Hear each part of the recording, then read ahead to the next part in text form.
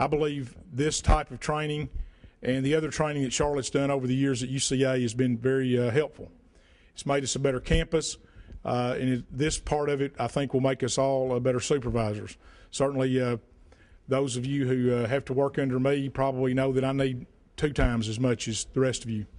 So we can all learn something, and we need to approach it with an open mind and do the best we can, and to learn and to move forward with the things we learned today. So congratulations. Thank each and every one of you for being here. I just want to mention a couple of reasons on why we are doing this. I think anytime you're asked to attend a program, the first is why do I have to be here? Why are we doing this? What is the purpose of this? And there's a number of reasons. Number one is many times on our campus a person is appointed or advanced to a supervisor position that has not had the training or been equipped to do that particular work.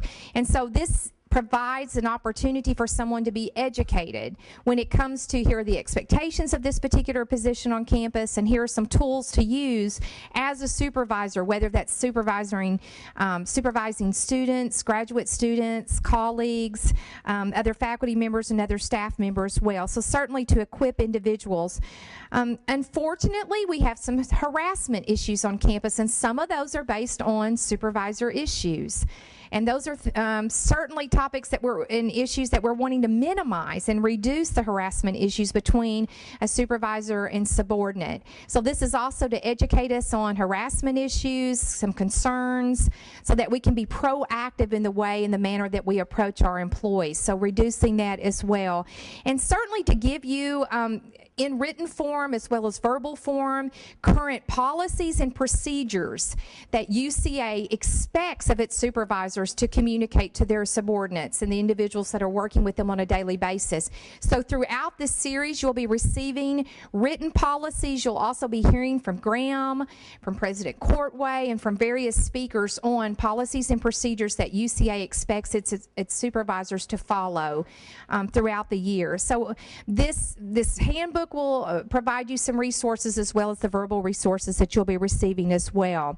What we've done is we've created 3 seminars for all supervisors to attend, and these 3 topics were suggested to us on behalf of our employees. Went around to Staff Senate, asked various employees around campus, went through evaluations from previous professional development trainings that we've had on campus, and really sought from our employees what are the items, what are the issues you need to get information on. And these 3 topics rose to the top. So that's what we're addressing this academic year. Now, each topic will be offered twice. So for instance, tomorrow we have our first one on expected workplace behavior. If you can't attend tomorrow's, then you have the option of attending November the 15th. That will be the same program, same speakers, same material. You just have the option of picking which one of those 2.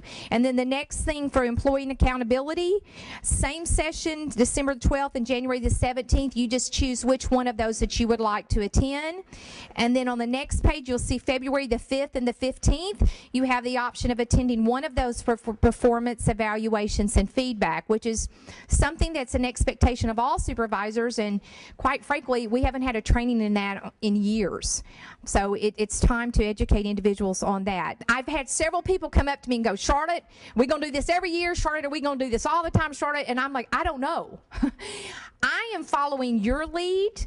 And based on what you communicate back to me through every evaluation, through that particular program, we are going to move forward based on what you communicate to us.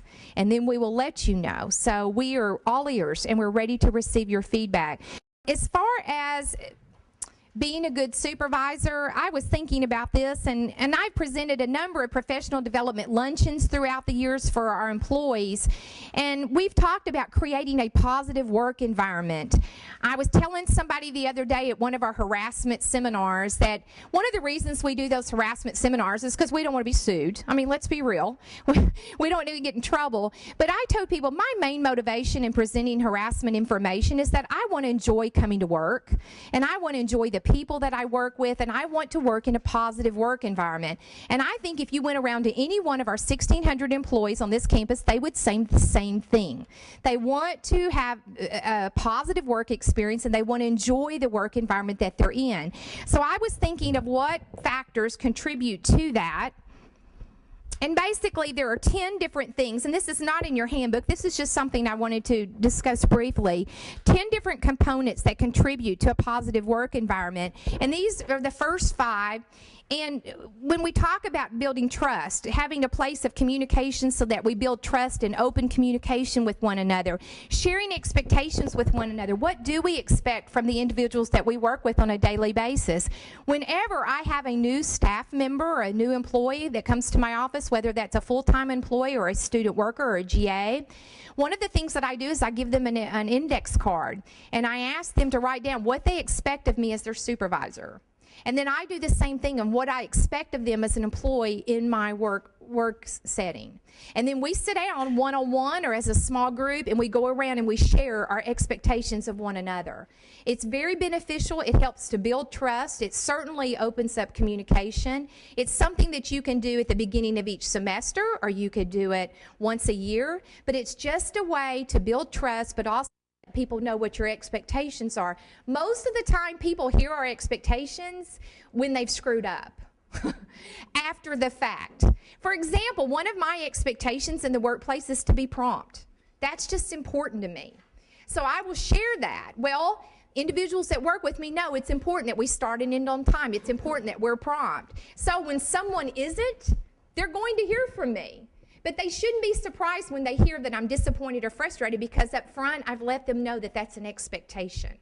So many times we tend to be reactive with our expectations instead of proactive. So that's something really simple that you can do within your work environment to build trust and open communication or expectations. We talk about team spirit and camaraderie and building community.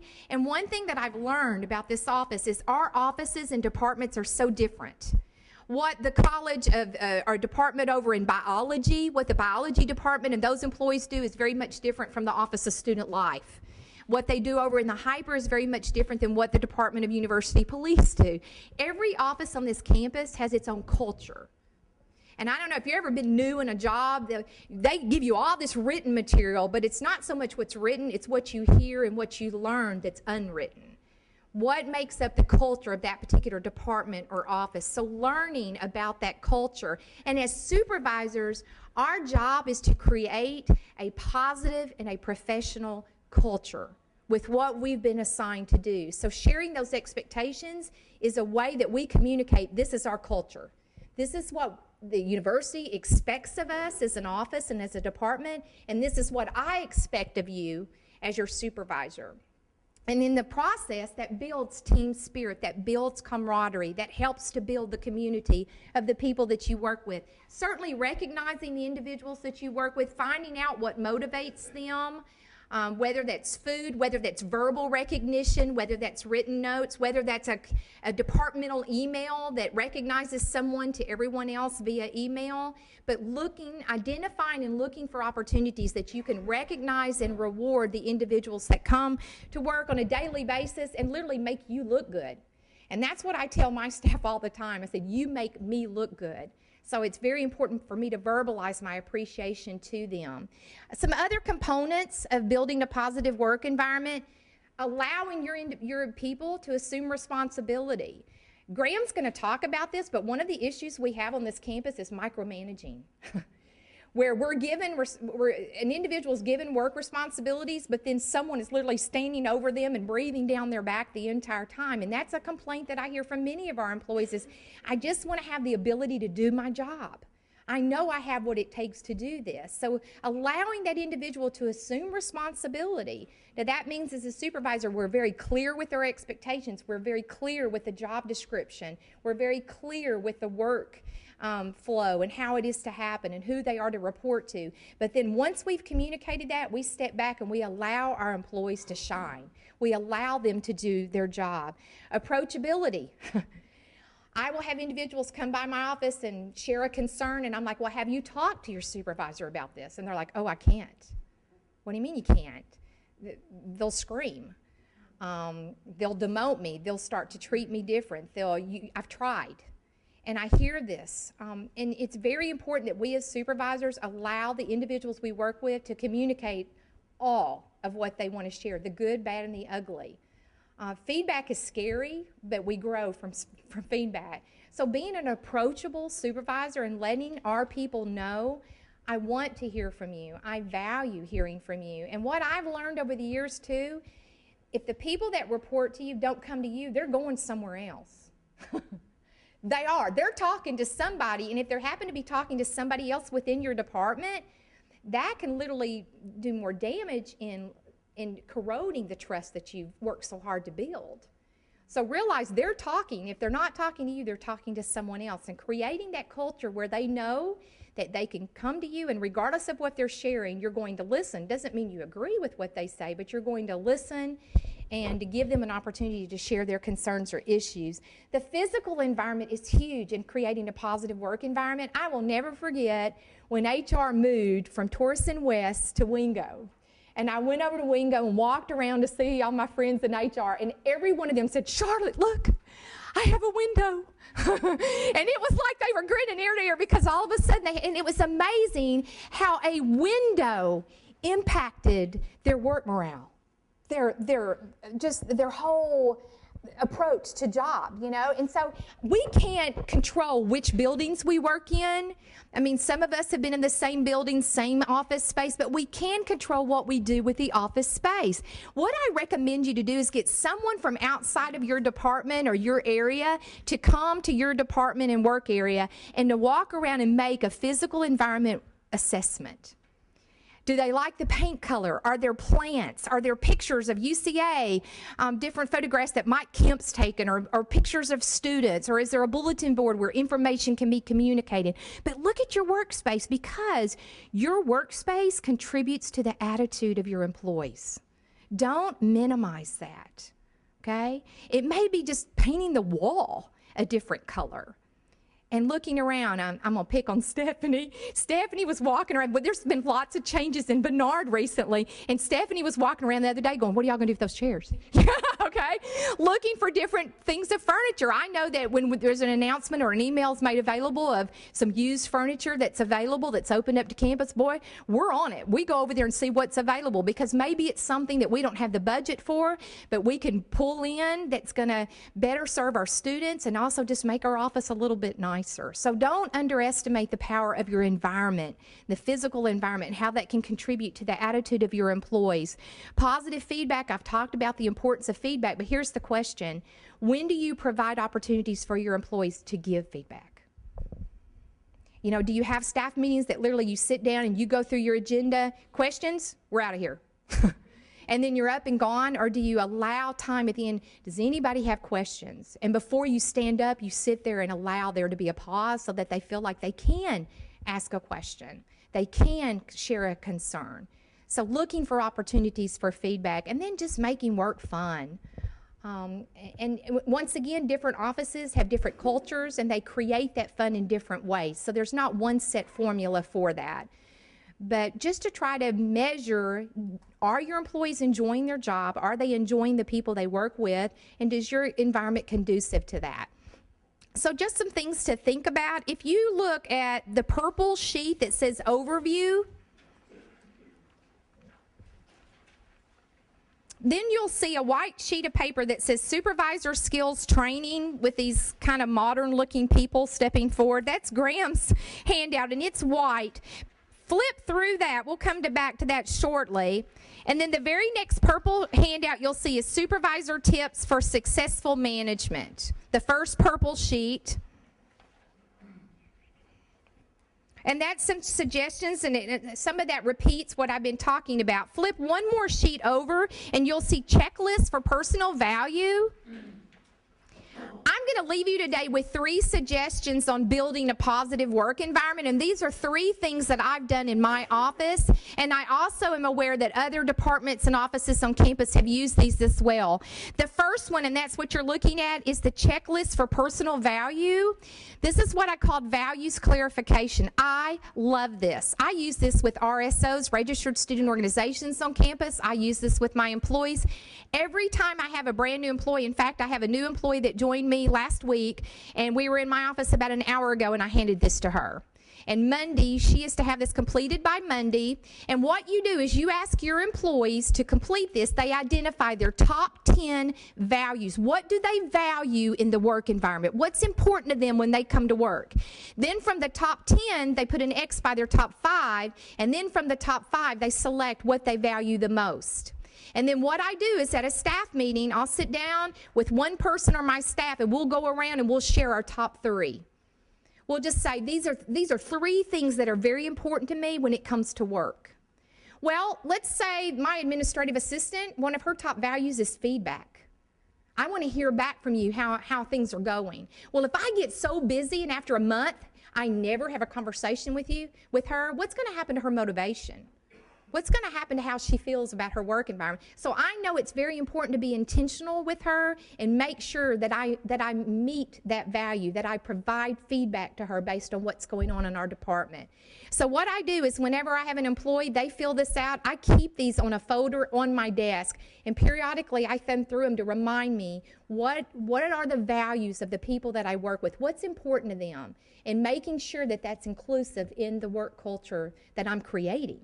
Okay, so this is easy to do. You can do this during a staff meeting. You can assign it and have everybody come back and spend 5 or 10 minutes just going around the room having a discussion. Another thing, this is a proactive way of communicating expectations and communicating what's important in the workplace. Once again, most of my conflict resolution seminars start with values clarification, because many times there's conflicts because we don't respect what other people value. There's an inconsistency with values in a workplace, and that's why we have conflict. So this is very proactive in building teams, opening up communication, and reinforcing what's important. The next one, if you'll turn the next page, this is another one that's really easy to do, and that's the positive work environment checklist. Now, this can be scary because you're asking for their feedback, and you may not like what they say. Because you're asking them right here, your ideas are valued, your creativity is encouraged, you feel appreciated. So what you do is give this to your employees, ask them to fill this out, and then you could either meet with that person one-on-one, or another thing that you can do is when you have a departmental or staff meeting, take a couple of these questions and just say, okay, let's talk today about approachability, or let's talk about recognition. How are we doing when it comes to recognition in this particular department? Thumbs up, thumbs down. I want to hear from you. So take parts of this and break it down. One thing that I hear a great deal from supervisors is, Charlotte, I get all these ideas and I read this stuff. I don't have time for this. And what I tell people, it's not about presenting a 20 or 30-minute seminar with your employees. It's about nuggets. You have staff meetings. Each staff meeting have a 5-minute nugget, where you pick some of this, parts of this, and you incorporate. You take those 10 components, and each time you meet, have one component. Let's talk about teamwork. Let's talk about our work culture, and just do nuggets of development all year. Utilize your time in that way, and you'll be surprised with how much you can get covered in that. So that's another area to do. This next page, staff report, I loved this. I found this, and it was staff communicating what they want and how they feel like they're validated, things that help them feel validated. So this is a list that I think would be very helpful as a supervisor, just to go down this list and once a week look at one of these and ask yourself, okay, am I really listening to my people?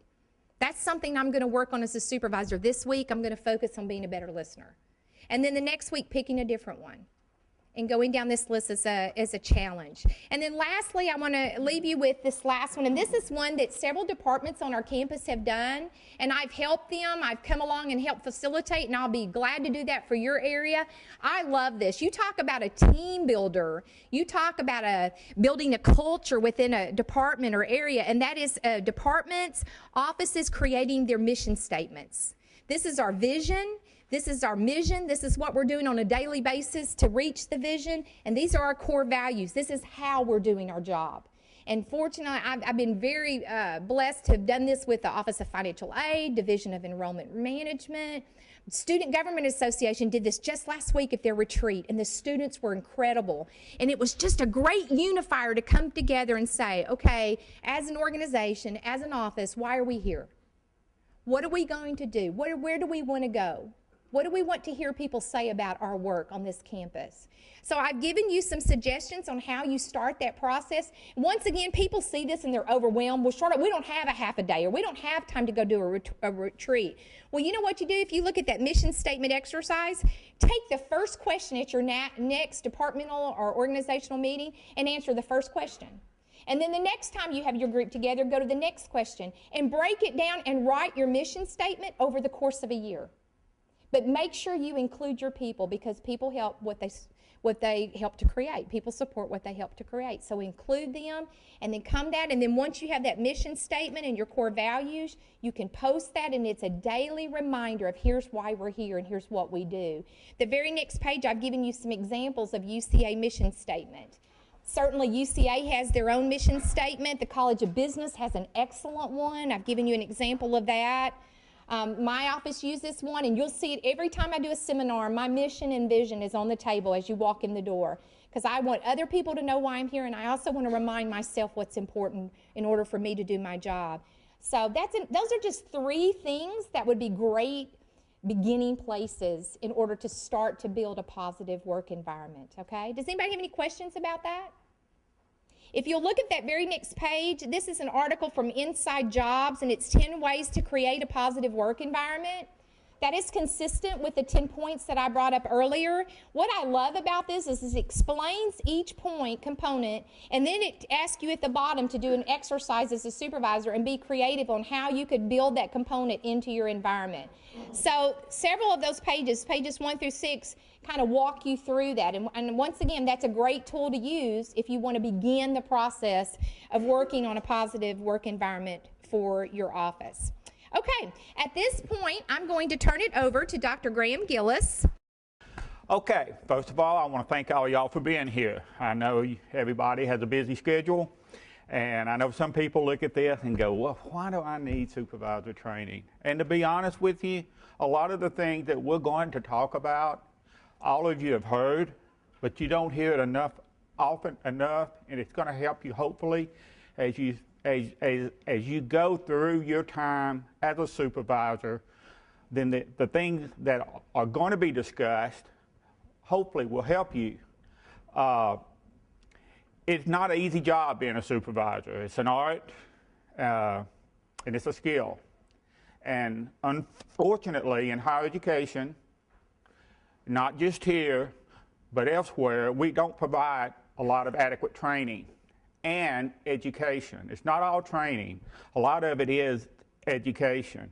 You know, we hire people who come from other states, or we hire people who come from the private sector, and they come in here, you know, and we've got all these crazy policies, and we got these crazy state requirements, and everybody goes, well, that doesn't make sense. And we say, yeah, we know, but this is what we have to do. And so it's up to all of you to understand those and to implement those. But I want to tell you what this series isn't designed to do. It's not designed to beat you up, okay?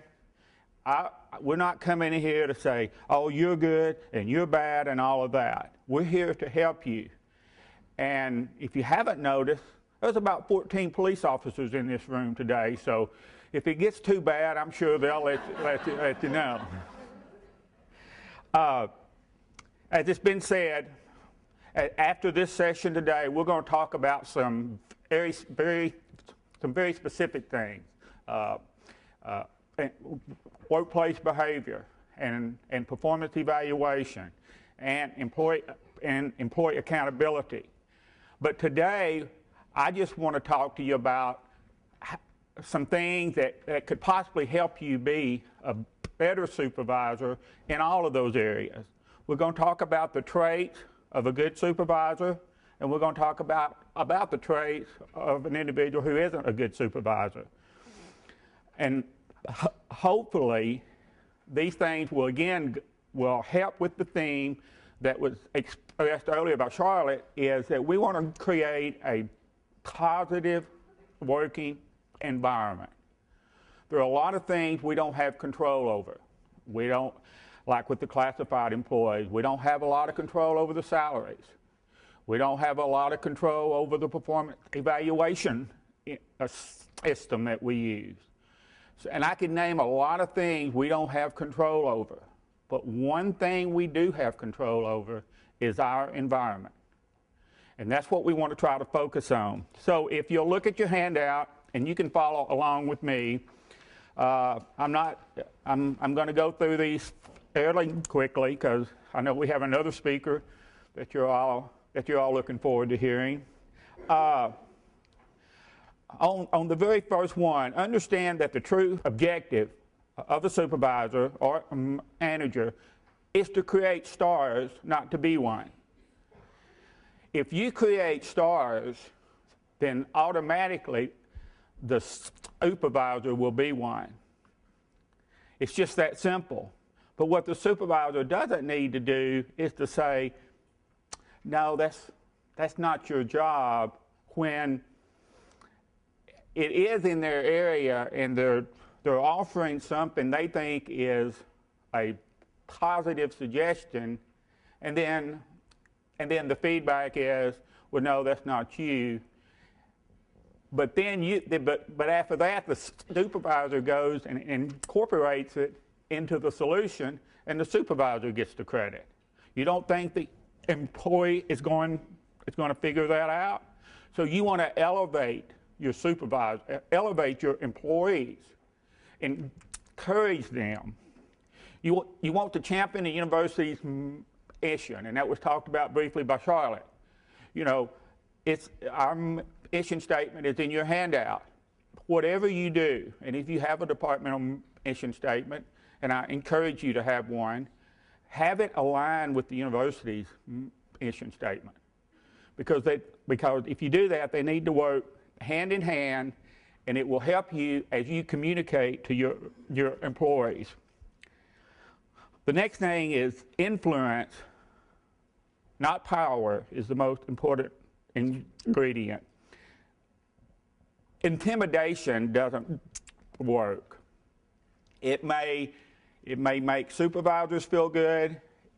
It may be a way for you to show that I'm in control, but it's not going to allow the employee to be productive in the long run. And in essence, in those situations, a lot of employees will just end up deciding to heck with this, and they'll look for something else. Because we spend so much time on our jobs. All of us do. And so individuals want to feel like they're a part of the team. Understand that your personal style has an impact on success. Words mean things. Actions mean things. How you speak, how you write something up to an employee, it's going to carry a message. And you want the message to be positive. If it's not, then again, you're going to create an environment that the employee is not going to come forward with ideas, and it's not going to respect you as a supervisor. You need to solicit input from employees before you make some changes that impact their area and their responsibilities. You know, that sounds, well, yeah, everybody should do that, but it doesn't happen often enough. You've got to have your team buy in to what you're trying to get them to do. And how you do that is get them involved in the solutions. Ask them, how would you do this?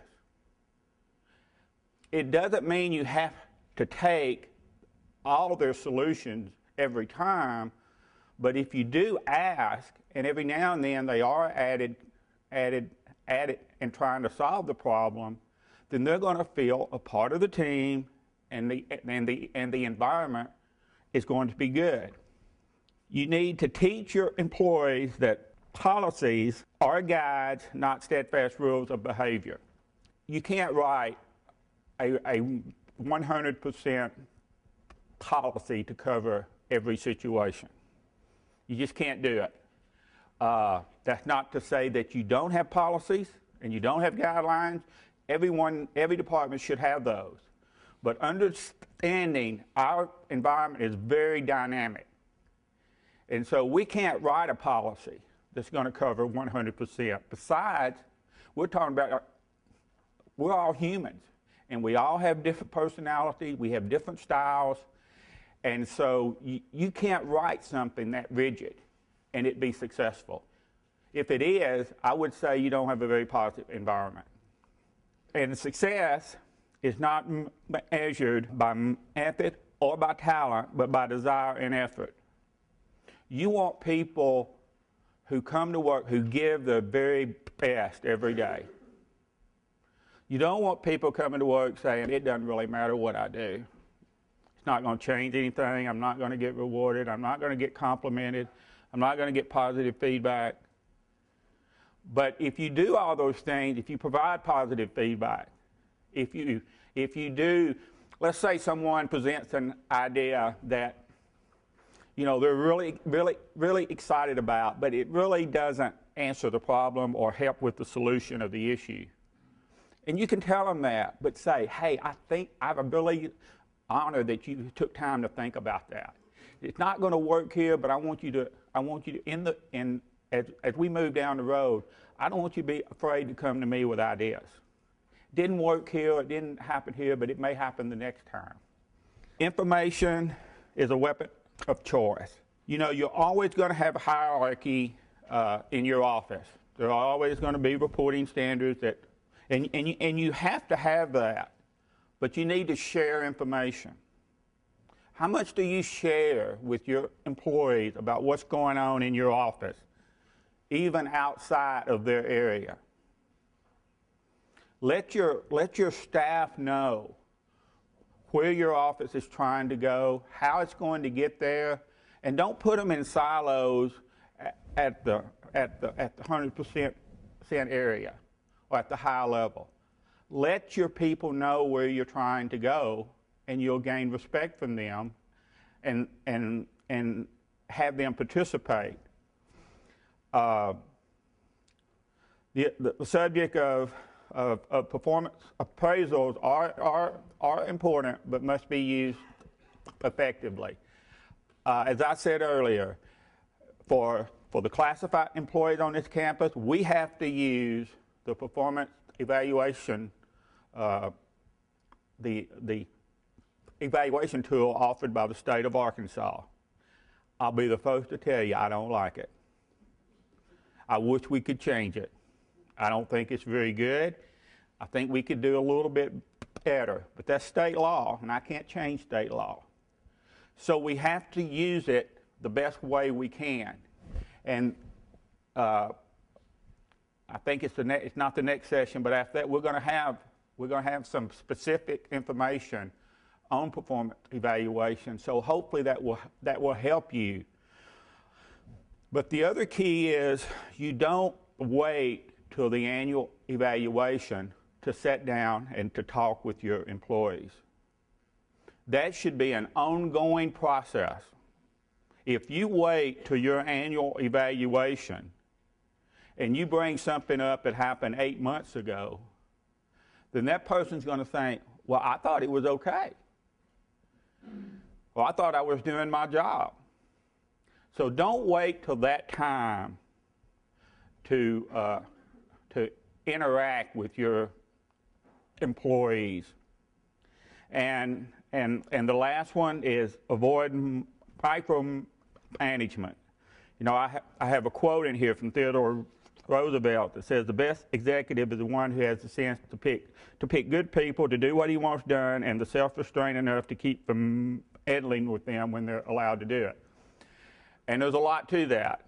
Our job as a supervisor is to talk to the people we supervise, explain what we want them to do in their job, give them the tools that they need to do it, and then let them do it. If they're not able to operate in that environment, then it's not going to be successful. If they're so concerned about there's someone standing behind them, or I'm going to get, if I say this, if I do this, I'm going to get in trouble, then that's not a positive environment. So when you hire people, and hopefully we hire some good people, but there are going to be times when we have some disciplinary situations occur that we're going to have to deal with those. And again, in some other sessions, we're going to have that discussion. So this isn't, you know, everybody's going to feel good and everybody's going to go along. If you do this, you're still going to have disciplinary issues. That's not going to change. They're always going to happen from time to time. But how often they happen and the severity of the incidents are going to be really due to how the overall environment is. And that's what you control. So I just want y'all to think about those. I'm not trying to say that, I'm not putting on my psychology hat here and trying to say you need to go have a inward conversation with yourself and see if you're doing all these things. But I do ask that you think about it and how you perform as a supervisor. Because honestly, I think if we do it correctly, we're all our best. We can all be our best critic. For example, am I supervising these people that I have responsibility for? Am I supervising them the way I want to be supervised? Very simple. Now let's talk about a few things of a supervisor that you don't want to do. You don't want to lead by intimidation. Whoever your employees are, they watch you. They watch how you act. They will listen to the words that you use. They'll listen to the context in which you use them. And they know you're the supervisor. They know that. When they were hired, they were told that. So that's not something you always have to hold over them in that way.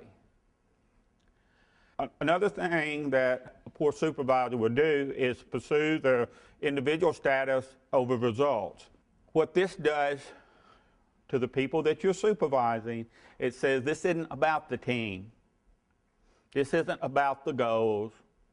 This isn't about any of that. This is about you. And that's not what we want. A lack of honesty and integrity. You know, it goes without saying. We've seen examples of that, all of us. And we know the outcomes when that's allowed to exist. And that's not what we want here for UCA. And one of the reasons that we're offering this training, that we offer the other types of training that we do, is because we want, and I don't want to use the word easily, but we want to be transparent. These are our expectations, and we want you to know that. Also, a poor supervisor refuses to admit and to learn from their mistakes. There isn't anything wrong with an idea that I come up with or any of you come up with that just, you know, it didn't work. It looked good on paper, it sounded good, but you know, when we implemented it, some things happened we just didn't think about. How are you going to react in that situation? Are you going to point fingers? Are you going to say, hey, you know, It looked like a good thing to do, it just didn't work. And we're going to move on. Also, a poor supervisor lacks openness to new ideas and suggestions. And we talked about that. But if you want an engaged employee, then you have to offer them the opportunity to be engaged. It's that simple. And I promise you, at the time you hire people, I guarantee you, as someone myself and for you who have started a new job, you know, one of the first things that are going on in the back of your mind is, am I going to fit here? Is this going to work? Well, one of the ways employees feel like they fit is when they're a part of the solution and they're not stuck in some area in the back and say, well, you just stay there and you just do your job, and that's all we need. A poor supervisor discourages extra learning and self-development. You know, we've got the opportunity out here for our employees to actually go to school and take some classes at a real nice reduction. We should encourage that. That's what we're about. That's all we're about. And if we're not allowing that, then we're not following who we are as a university. I know that, and I've been fortunate in my career that I have my master's and I was able to get my doctorate. I would not have been able to do that if I was not employed in a higher education institution. So opportunities are there, and we should encourage that. A poor supervisor doesn't gossip or criticize others. Again, you have to be careful of the conversations you have, where you have them, and what they're about. Whether it's about something within your office or another department, there are no secrets on a higher education campus. We know that. None. Once two people talk, everybody eventually going to find out. So, as a supervisor, you've got to set the example, and you have to watch that. And if you have employees that you find out or you observe where that's going on, then you need to call them in and talk to them, because that's not who we want to be. A poor supervisor also lacks accountability. You know, the old adage, if I'm the boss, I don't have to offer an explanation. This is just the way we're going to do it, period. That kind of approach sends the wrong message. If the supervisor doesn't set the right tone in these situations, you can't expect your employees to do otherwise. And that's why I say over and over, words mean things, actions are watched. Be careful about the words you choose, and be careful how you deliver them, whether it be your body language, whether it be your overall voice tone, doesn't matter. How you say something can be far more harmful than what you're saying. A poor supervisor does not demonstrate good communication skills. And I'm not talking about a public speaker. I'm not talking about how you speak when you have a staff meeting. I'm talking about on a day-to-day basis how you talk to your employees. And the other most important thing is how well you listen. You know, the adage that we have 2 ears and 1 mouth, you know, that does mean something. So as a supervisor, you get the privilege to have authority over an area, and you get to set the rules, the guidelines. You get to set the policies, hopefully with interaction. But you need to ask for feedback on whether this is going to work or not. I'm working on some policies right now for our office, and I'm just going to go around and I'm going to sit down with everybody and I'm going to say, here's what I'm thinking. I want to know what you think.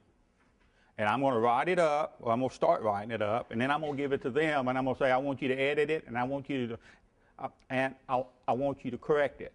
Because what I'm writing, this person does almost every day. Who's going to write that better? Me or them? Now, I'm going to proof it and all that, but I want it to be their manual, because it's going to represent our office. And I guess at the end, another trait is someone that has a lot of confidence, but not a lot of competence. And this is where you have a very arrogant supervisor who is in a situation. They may have some fear. They may have some things about themselves they don't feel comfortable about. And so it comes out in a way that it's arrogant, kind of cocky, because they don't want to listen to you, because they don't feel like they have the ability to answer your questions. Now that's a two-way street. That's something the supervisor needs to recognize, but it's also something that the supervisor can go to the employee and say, you know, this is an area that I have to oversee. I'm really not up to speed on this. Can you explain about, and ask them about certain things, and let them help you understand what they do. Don't automatically think, I'm the supervisor, I know I can't ask for any help. Well, that's going to wrap up my presentation today. I just wanted to give you some things to just kind of think about. As we go into the next 3 topics, we're going to get into all the specifics of some things. We're going to have some examples of some situations. Again, a lot of them are going to be dictated by our current state law, and so we have to operate under those laws, whether we like them or not. And I think at the end of the day that after hearing all this, the one thing that you are going to get out of it is, here's some things that I'm doing pretty good in, and here's some things I need to work on. And if that can be accomplished, then we've met our goal. Thank you very much. Charlotte asked me if I would do this, and I said, well, what do you want me to do? So I want you to come in here and talk to people for 30 minutes about supervising. I said, okay, and she says, now you have to follow the president, you have to follow the provost, you have to follow the associate vice president of HR, and you have to follow me. Well, I learned a long time ago in the private sector, you never speak after the president. So he's gone, so it's okay. But he stayed a lot longer than last time, and the provost didn't even show up.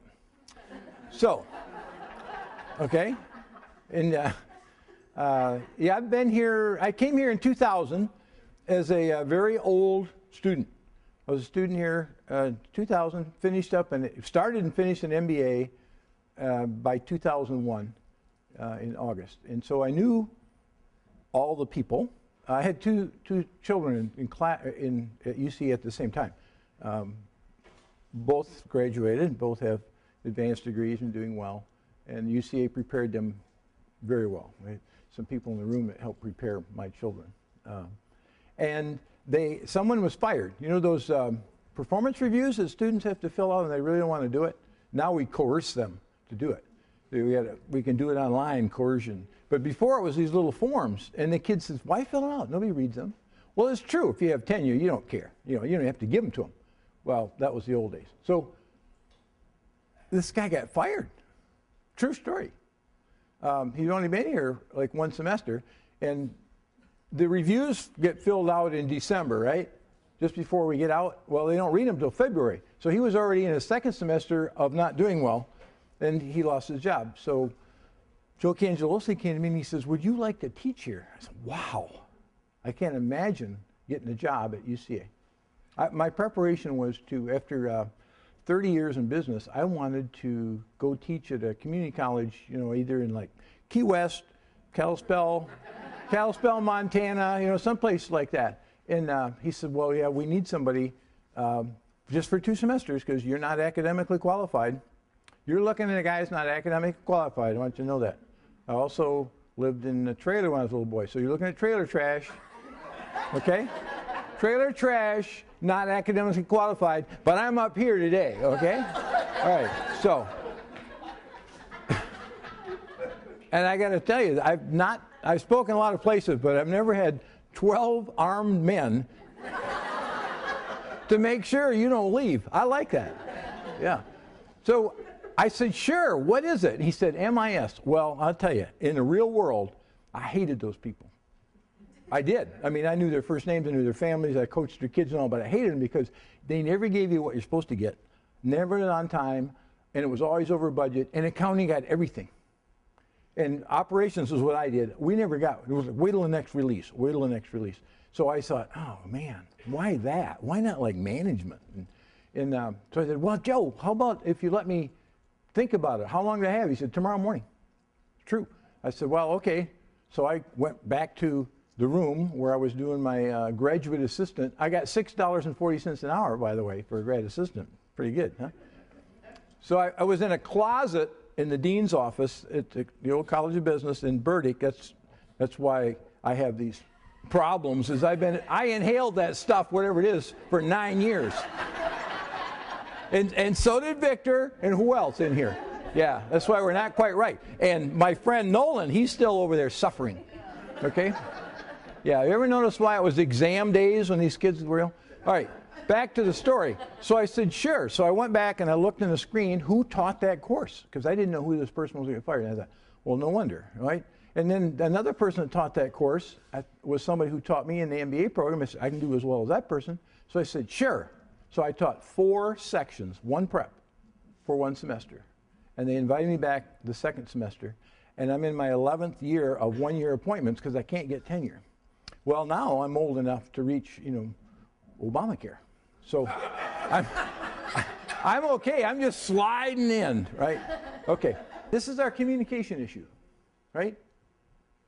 In my lifetime, we went to talking to people like this, telling them when things were good and things were not so good and asking for their input. And now, what do? Email them. They're sitting 3 feet away. You seen that ad on TV? You seen the ad, the helicopter mom backs out of the driveway and with the SUV and drives the kid to the next driveway? I don't know what ad that is, but I thought, my God, that's us. That's the world. We've gotten away from talking to people. And you as supervisors don't do enough of it. You don't. I don't even know who you supervise. But I can tell you right now, you don't do enough of it because we have this impersonal thing called email. There are people today getting fired, terminated, freeing up their future, you pick a word, with emails. Now, how impersonal is that? We say, well, that's okay. They're all into social media now. I have 13-year-old granddaughters. They turned 13 yesterday. They're twins. What did they get for their birthday? Can you guess? Facebook. They're legal now. Facebook. I said, oh, yeah, now we're going to have all that crap. Look, 1 billion users was the number last night. My granddaughters are 2 of those. And I said, yeah, now you can start getting all that crap pumped into your house. Well, social media and communications are so tricky that we don't have time for it anymore. I don't have a cell phone, or whatever they call them today. I got along all these years, I don't need one. So, don't try to call me on my mobile. Okay. People say, well, how do you communicate? I said, ask the person next to me. Can I use your phone? Because what do they tell you? It's free. It's free. My students say, it's free. Here, use my phone, Mr. Doug. It's free. I said, well, who pays for it? I don't know. God, I guess. Mom, Dad, but somebody, it's not them. We're on this, it's free. I said, yeah, somebody's paying a pretty big bill, right? One of my sons decided he didn't need a phone, he didn't need a television, didn't need cable, didn't need high-speed internet. And he said he's saving a lot of money. I said, yeah, I understand that. What's this? Bohica. That's what we start out the meeting with. It means bend over, here it comes again. And you by being here today are going to be the last of the Mohicans. Okay? Yeah. You know all this stuff. You already know it. But here we are we used to say Center of Learning. By the way, I kind of like that. We used to say the Center of Learning, and who do we educate? Everybody but us. Everybody but us. And we have events, and thanks to Charlotte, we have some really nice events. And we have these mandated ones they have to go to. I'm getting pretty good at sexual harassment. I don't know about you, but I think I can do it now. No? Yeah, I've been involved, all right? I have been involved in lawsuits, so I know it's not a laughing matter. But it's, we do that a lot. So event training by itself has great value. It gets you away from the office. Like, what would you be doing today if you weren't here? Anybody want to volunteer? What would you be doing today if you weren't here? Probably some meeting somewhere. Okay, here we go. Here we go. There you go. Okay. Who wants to tell me a description of the best boss they ever had? I don't mean the sheets that Graham went through. I don't need 20 reasons, but who comes to mind? The great what? Actually, I was last year at UCI. Well, why would that be a surprise to us? He always tells me what a wonderful person I am, how much he appreciates the work I do. Yeah, very, very sincere, very caring. Let me tell you, the most powerful word you got is care. C-A-R-E. Tell somebody thank you, and you're saying, oh yeah, give me some money. No, it's more than that. You're not here because of money, I know that. I honestly do. You're not here because of money. So when's the last time you heard thank you? If it's not important, you tell me when's the last time you heard it. Okay? Now, I can't give you money, but here's a little money. Okay? So the most important, or not the best boss. Did she say anything about, well, he had an advanced degrees, went to Harvard, had all these different management styles? No, he cared about me. I had a strike at one of the plants I managed, and they interviewed one of the strikers. This person I knew. I knew their kids, I knew their family, and they're out there interviewing, and they said, what are you striking about? Well, management doesn't care about me. And that plant manager in there doesn't even know my name, but when this strike's over, he will. And woo, wake up time. What's really important? I went from flying a desk at the corporate office to manage a factory with $120 million in sales and over 200 people. It's like plug you in. Here you go, Doug, go get them. Have you ever had that feeling? Like, what preparation did you have to become this supervisor? How many really supervise somebody? I hope you all raise your hand. Okay, good. Is it just a title, or is it a verb? I don't know. But we got good stuff here. We have excitement in the air at UCA. Do you believe that? Can you feel it? Huh? You can't. Well, let me tell you why. You got $1,000 last Friday. I've not heard people talk about that in that campus, and it's been almost a whole week. I'm a faculty senator, and a former senator back here and some others in your senate. We sat through a faculty senate meeting last week for 2.5 hours, and people bitched about they don't make a lot of money. And the athletic department make more money, and the College of Business gets all the money, and this. I'm thinking, why didn't somebody say, it was really nice we all got $1,000 last week? This is like it was nothing. I mean, thank the administration, thank Tom, thank the Board of Trustees, somebody. I mean, that was a lot of money. $1.33 million. It's only $1,000, but it's 1.33 that had to come from somewhere. Our budget this year is not a break even.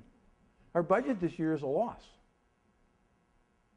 09 and 10, we had, you could call it a profit. We brought in more money than we spent. So we had $14 million to rebuild those reserves that left back in the dark, the dark times. Yeah, okay.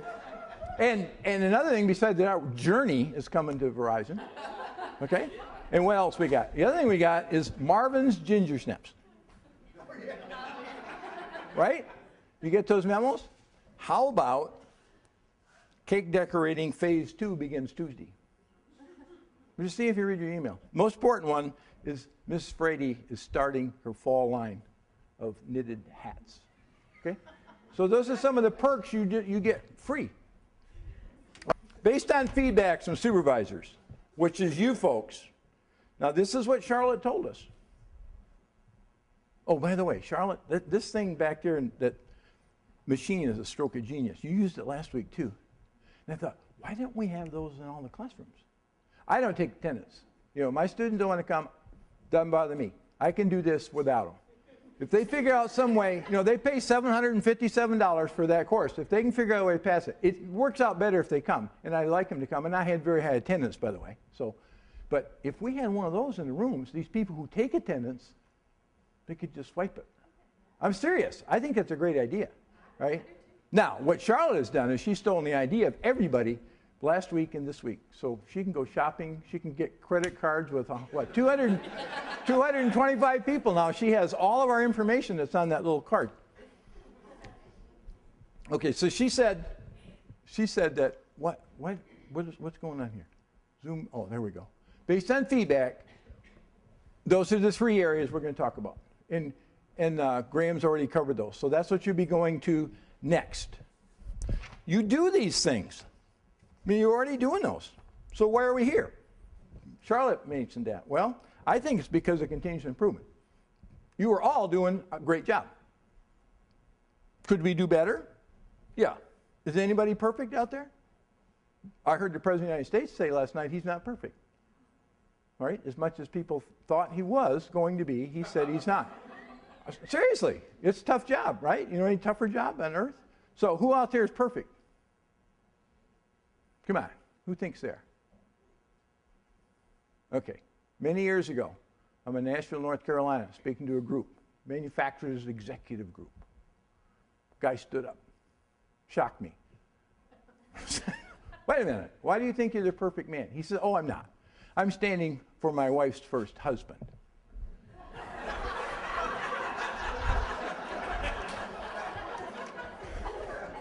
Right? Okay. So, what are you laughing about? You've never been married. It doesn't matter. Oh, it doesn't matter? I like it. It's like... That's why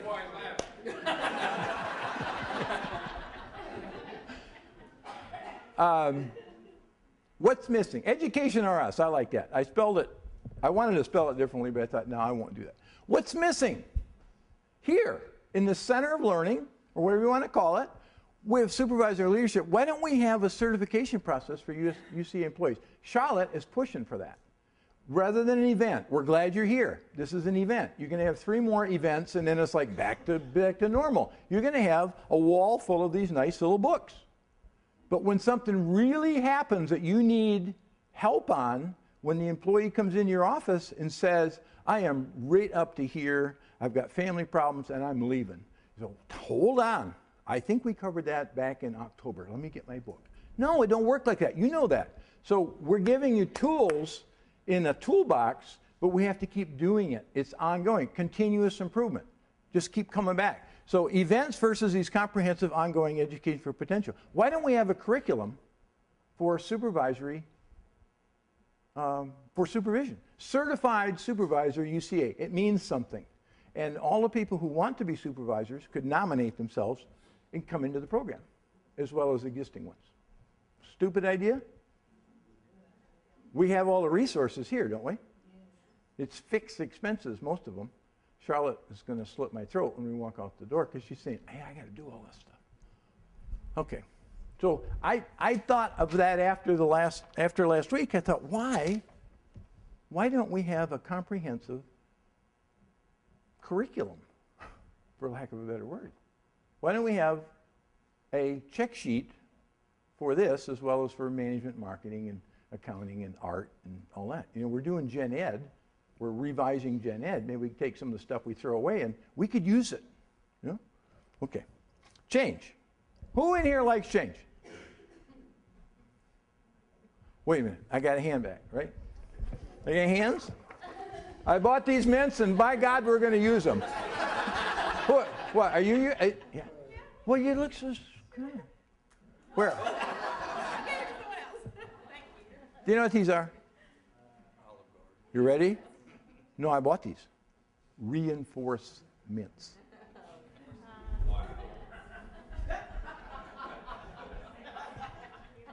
Hey, I try, You're a tough group.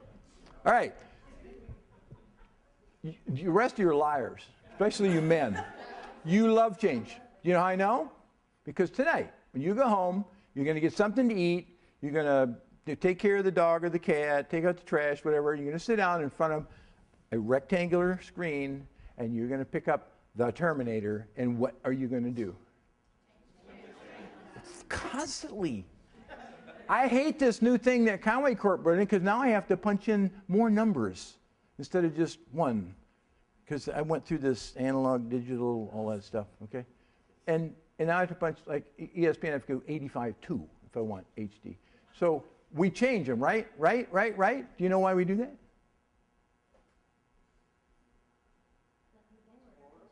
What? What? Yeah, okay. So we've established that you like change. You just don't say it. And do you know why you like that kind of change? What is that thing called? I call it a Terminator. What is it really called? That's what it is, isn't it? He's one of my best students right here. Andrew. He's got some issues with meds, but other than that, he's okay. Okay. Hey, I read it in the paper. I know it's true. Right? Is Miss Shelton outside? Invite her in. Invite her in. Okay? Send her a video. She's my friend. Okay, so we like change when we are in control. And that's the best example I can ever use is that remote control. If I'm doing the change, I think it's great. If I talk to all my employees, which I have none, but if I had an all-plant meeting, the last one I had was the last plant was in Fort Smith, 650 people. And we go out to all 3 shifts in every department and give them the same message. And I thought it was great because I'm in control, right? I get to make the rules, get to change the rules, get to bend the rules, and I'm in control. Other people didn't like it when you mandate to them change. You probably didn't like it when it said you are required to come to this meeting. Or did you? Yeah, some of you did, some of you didn't. So it's just the wording. But change is always looked at differently if you are in charge. My wife hates it when I do that. Well, go watch your own TV, right? But you can't go get another job because you don't like your boss making all these changes. So I sneak in the other room. What's she doing? Same thing. Soap to soap to soap to soap. I'm going ESPN, CNN. All right, let's get into some terms. You think you know what supervisors are. This is a Webster. This is kind of old, I know, but I want you to see this. Some of it is pretty clear. An overseer. An inspector, a superintendent. Now, so we go to overseer. One who overlooks, a superintendent, and a supervisor. Down at the bottom, I love number 2. You can't make this up, folks. That's it. That's in the Webster's Dictionary. An officer who has care of the poor or an idiot. Now, I don't know. I can't tell whether the idiot is the supervisor or the one that's being supervised, the way that's written. Help me out. We have any English people in here? English professors? And also the one who cares for the poor or of an idiot. I got it now. Okay. So, do you know why we have so many supervisors, not us, but in this world that are jerks? They are hired in their own image. If we have a very stable management staff and they're not good, who do you think you're going to hire every time? People that are just like them. Just like them. So you had a culture of not having great supervision. Overseer also comes from the old thing with towers out on the factory floor.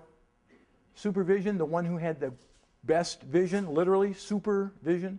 And then you got the other overseer, you know, the guy on the horse and the Gone to the Wind with the whip, and that's not a good image. But overseer is another term that's used. So now manager, guys, read this one. Manager. Whoops.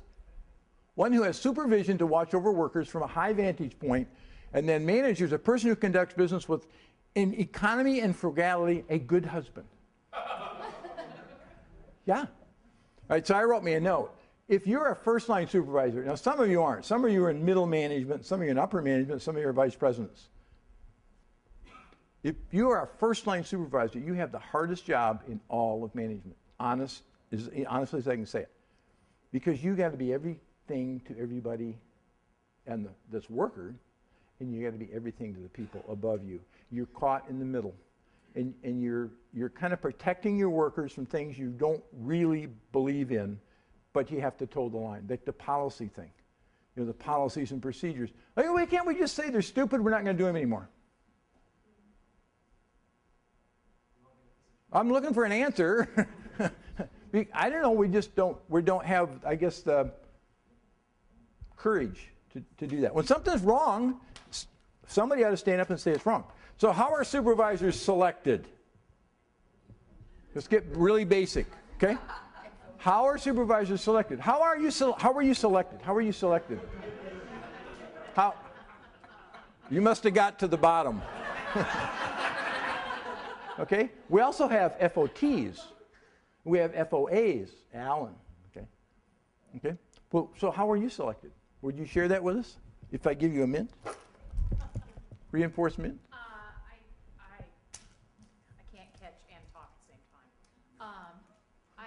Well, that's going to be the fourth session of multitasking. Okay. I teach and I supervise my students, and it's in the costume shop. Oh, you're not supervising, you see employees. No, I just thought this would be a good thing to come to. A volunteer. Oh my God. That should be part of your job, by the way. I know she's going through the sexual harassment thing, but the three things that are most important to me after I left the corporate world: I want to get paid every 2 weeks. I want to hug somebody every day. Usually it's my wife. And I want to have some fun. Life's too short not to have fun, right? So you got ooze up out of the mire, self-nominate, FOL. When I was with this big company, well, I'll just tell you, it was Gerber. We made baby food. 70% of you statistically ate it. All right, so we had a very just caring culture because we're putting food into little infants' bodies that can't say whether it's good or bad. So we had tremendous quality image. But I had a vice president of marketing, tremendous leader, and I was working on this survey thing, and we surveyed people on when's the last time they had a performance review. And it came back from a district office in Denver, Colorado, that district manager said he hadn't done anything in 20 years. And I thought, what? So I took this up to the vice president, and I said, how could you let that happen? He said, they really perform well. He said, you know, you talk about no hands-on, no over-measurement. He said, that guy is a top performer. And he says, he's figured it out. I said, well, how did they keep up like a cost of living? Bonuses. They sell more, they get more. Not a bad approach. So I had to bite my lip back when my friend was talking, Graham was talking about effort. It ain't effort. It's not desire. You can have all the desire and effort you want and go out on the football field, all right? I wouldn't do real well today with a lot of desire and effort. Wouldn't win any games. Couldn't run real fast, okay? But I'd try hard. It's performance. We overlook that. We say, oh, yeah, but they tried really hard. I worked really hard and I didn't get a raise last year. What did you do? What did you accomplish? How do you know what you did? Does your boss sit down and have measurements with you? Do you have a budget that you went through that you cut money out of the budget? I'm not talking about people, other things that you cut out. Did you meet all your objectives that you and your boss agreed on the first year? Well, no, we don't do any of that stuff in my department. But I think because I was here another year and I worked hard, I need a pay raise. Well, that's not the real world. Who does that?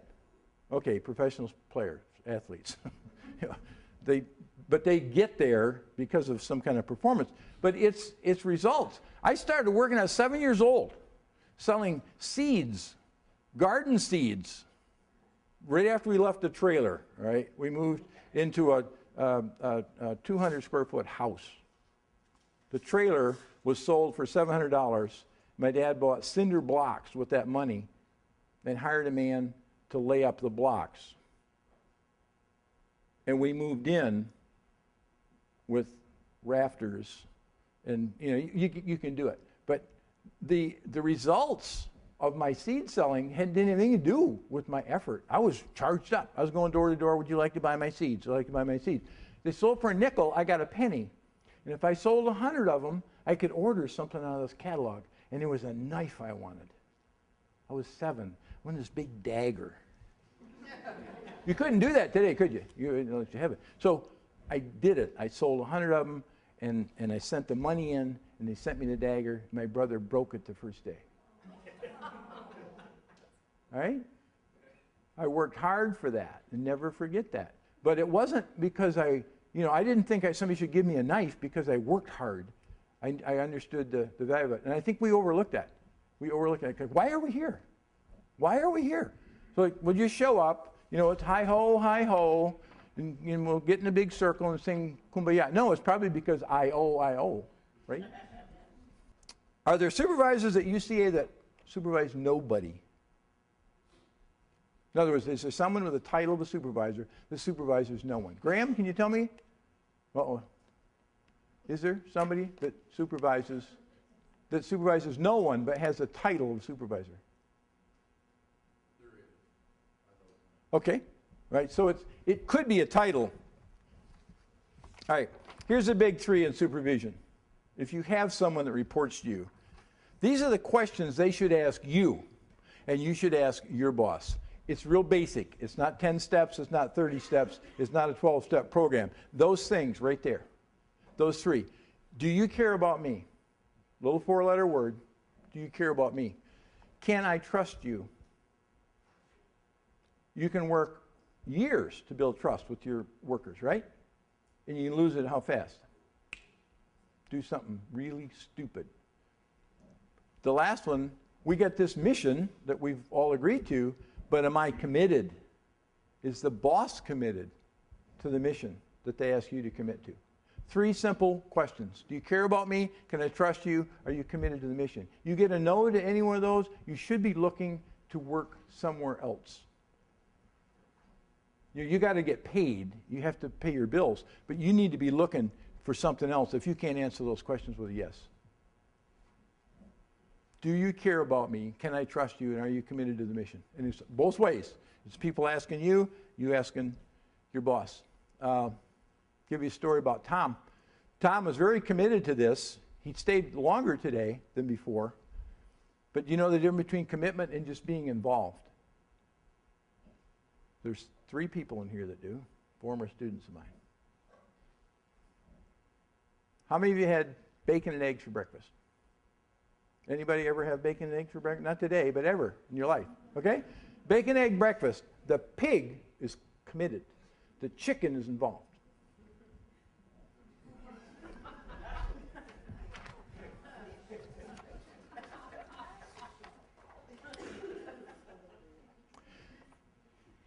You're service people for the most part, just like me. We provide a service. We don't, our products, there's arguments on this. Products are graduates, products are educated people, but we are providing a service. We don't generate revenue directly. We don't go out and sell anything. So we got a problem on campus. I think it's the biggest one we have. Now, I know we have some enrollment management people in here, and they're doing a fabulous job of bringing in record numbers of freshmen. My hat's off to you. Unfortunately, it means we have a record number of dropouts the next year. 2010 is published in the facts book. In the 2010 incoming freshmen, 31% of them did not come back for their sophomore year. What business do you know that can throw away 31% of the raw materials? It gets worse. After 6 years, the graduation rate is 40. We've lost 60% of our raw materials and the pay that come with them. 31% of the freshmen and 40.2% graduate within 6 years. Wouldn't you like to see that banner up in front of our fountain? A welcome week? Come on in, be one of those 40%. No, wouldn't ring real well, but it's reality. We all are servicing all of those people that come in. There's multiple reasons why they leave. We got to get at it. It's got to be a critical mass. It can't just be somebody's problem in somebody's department. It's got to be all of us. And here's what's going on with the money. Okay? There's not a dollar sign up there. I call this the chart that even replacement refs could read in the NFL. Okay? The red bar down below is faculty. And this goes back to 2002. That happens to be the year the guy named Lou came here. It's just coincidence. They prepared this chart for me over 10 years, and that's not real clear.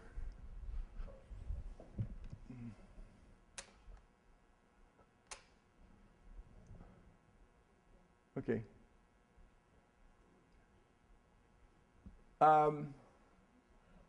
I don't think that the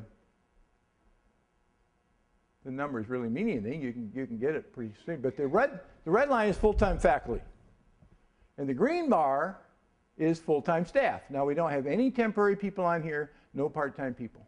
Okay, so what we did was we started this climb of people to service the increased level of students.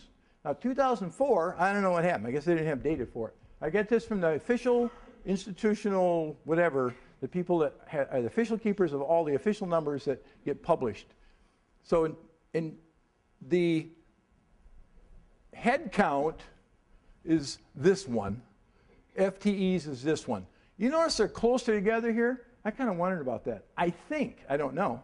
I think it's because back here, we only charge people for 12 hours no matter how many they took.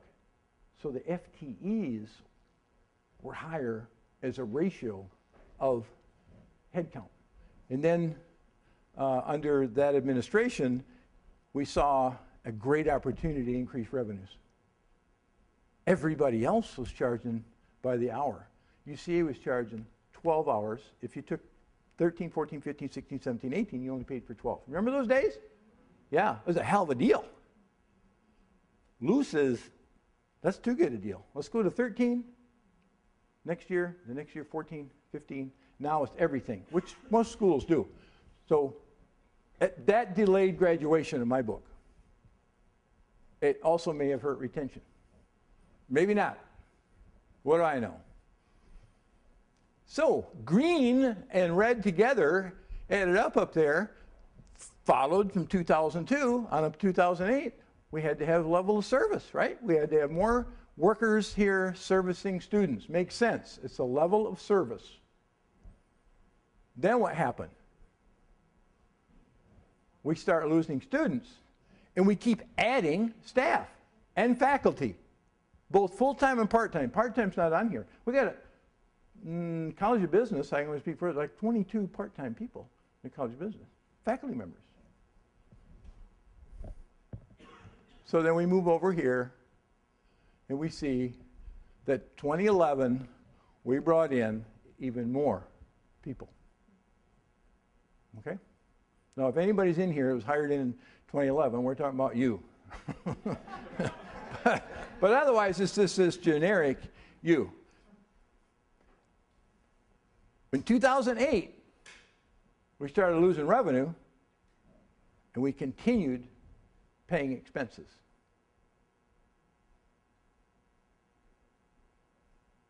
Why don't we have money available for raises? Why don't we have money available for cost of living? There it is. It is really simple, oversimplified.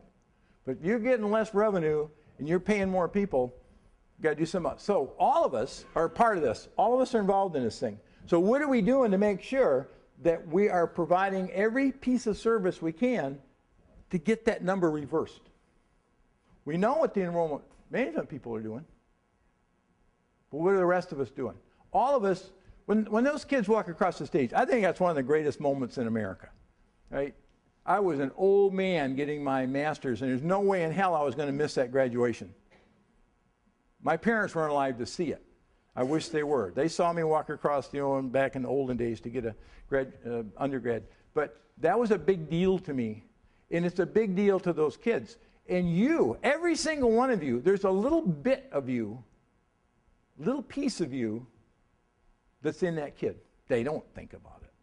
But you should be damn proud when those kids walk across the stage, even though we'd like to have more of them. You are a piece of it. Whatever you do on this campus is needed, or you wouldn't be here. You ever thought about that? So you're needed to help kids graduate. That's our business. So how do we compete? How do we compete? Well, there's only 3 ways you can compete in the marketplace. I don't know if you adhere to this, but we compete quality, cost, customer service. Now, if you're in the marketing department, you talk about innovative new products. And if you're carrying one of those personal communication devices, whatever you call them today, then you know that innovative new products are the lifeblood of marketing. But here's how we compete. Quality, cost, customer service. That's what we got. So how are we doing on quality at UCA? 60% don't make it. Not real good. Not something you want to put in your brochures. Cost. 10 years ago, 12 hours, that's all you paid for. We didn't have half the fees that we have now. Customer service. That's what you do. That's what I do. We're good at that. We're really good at that. Students tell me we're really good at that. It's not just my opinion. That's where we excel. Right? That's got to be it. That's all that's left. It ain't the other two. I've had kids tell me, why did you come to UCA? 5, 6 years ago. They tell me it was close to home, centrally located. It was a low student to faculty ratio, and it was relatively inexpensive. Well, I got news for you. We have not moved.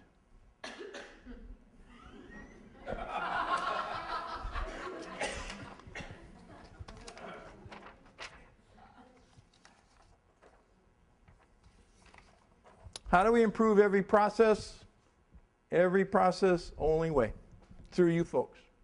You and those you supervise, and the people who supervise you. That's the only way we get it done. It isn't the newest computers, the newest phone system. It's not even new buildings. I'm in a very new building, very nice, $16.3 million. Has 1 less classroom than the building I left. That is not a good decision. If it's a marketing tool, fine, but you better put a dollar cost to it because the students are paying for that.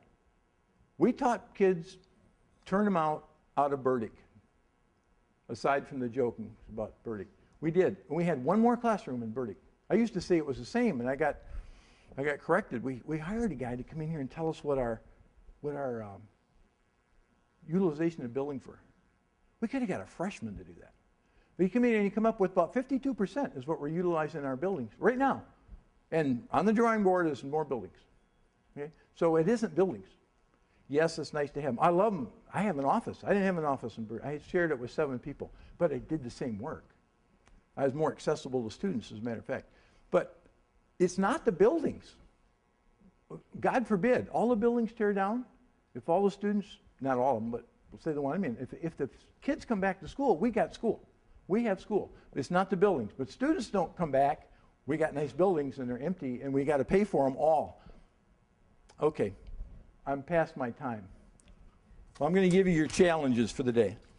Oh, no, I got to give you this. Meetings. We all hate them, right? We hate meetings, right? You call meetings, and even you hate the meetings. Here you go. These work. Schedule a meeting for decision-making only. What are you using a meeting for information? You got all this other stuff, you know, social media, facelift, and all that stuff. No agenda, no meeting. Try that one. Oh, you're going to come to a meeting. Would you send me the agenda? Well, I don't have one. Well, then why are we having a meeting? Why are we having a meeting? Well, we've always had one on Thursdays at 3 o'clock. But what are we doing? Set an ending time and keep it. Stand, not sit. No food or drinks. You'd be surprised how quick you get out of there if you don't feed them. Charlotte knows that. We don't even have coffee today. I know we're low budget, Charlotte. That's why we had this in the afternoon instead of lunch period. Suggestions. They're not recommendations. They're suggestions. Remember why you're here. Remember the service thing. You're here to service. Find something you like beyond the paycheck. You're not here because of the paycheck. So those of you who are thinking that it's only the paycheck, you're never going to be happy. Find something you like beyond the paycheck. It's either the work environment, you got a good parking space, you like the food, you've got a significant other that's here, it's the hours are great, you got daycare, whatever. Find something you like. And the last one's do the right thing. And you know what that is. You all know that. So here's your challenges. If we're going to survive, this is what we got to do. Find a better way, faster, smarter, lower cost, and less waste. There's 3 institutions in this state that added enrollment in the fall. Now, prior to that, we were leading the way with being the only school in 3 years in a row that lost enrollment, and that was really serious. Now it's really serious for our state. The governor has this initiative to get graduations up. Enrollment is down for the state. 3 schools had increases. The people on the Hill, our neighbors to the west at Russellville, and I forget the other school. So that's your challenge. And here's this last challenge. Greet at least one student every day and offer your help. They will look at you a little strange in the beginning. They just like, what? I popped popcorn yesterday out on the lawn by the College of Business, thanks to my good friend here who put that thing together. It was a great initiative. And we had a big turnout, and this popcorn machine was sitting there, and I said, are you going to use that? Well, we don't have electricity. I said, we got it over here. Do you mind if I take the cart? So I got over there. I know how to pop popcorn. So 2.5 hours, and I asked kids when they come up there, are you in the College of Business? You know, where are you from? How's things going? What's your major? Why'd you pick UCA? You know, all that. And you start getting all this stuff. And first they look at it a little strange, like, who is this guy? Well, trailer trash. Okay. So you can make a difference. It's relationships. It isn't all this other stuff. You know the logos, or not the, Charlotte said, you need to come here, Doug. I said, why? She said, because you can be front and center. Okay? And then next she said, you can bring these people to life. This isn't working. Okay? I think this is really what we're about. This is what it's about. That ain't going to be our logo, okay? But it didn't cost anything either. Right. Thanks for taking time out of your busy day.